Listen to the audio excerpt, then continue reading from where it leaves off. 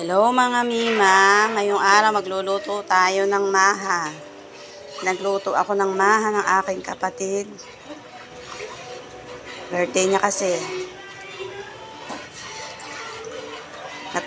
Matagal haluin yung maha. Hintay pa natin siyang lumapot. Pagka malapot na siya, yun. Malapit na siyang maluto. Magluluto pa tayo ng pansit malabon. Hima, nagpapakulo pa ako ng bihon. Mamaya ko pa siya gigisa.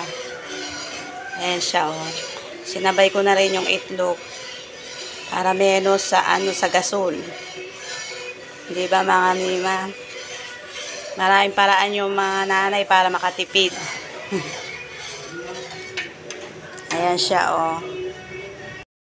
Mima, ayan na. Malapot na siya. Malapit na itong maluto. Lagyan ko na ito lahat ng sangkap niya. Gatas, asukal, gata.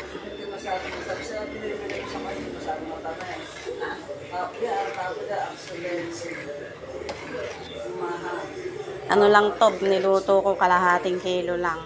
Mga Mima. Hindi to ganong matamis. Sakto lang ang tamis.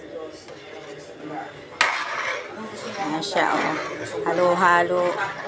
Pag di mo siya hinalo, papakat yung ilalim niya, masusunog siya.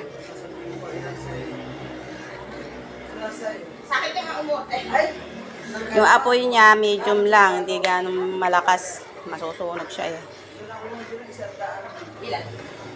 Pag may birthday yan dito sa kapatid ko, kaya yung nanay ko, ako nang nagluluto. Iniimbitahan nila akong magluto.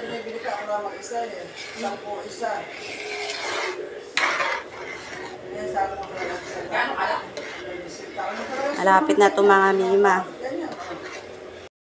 Mga Mima, nakalagay na sa lalagyan, no? Sarap, delicious.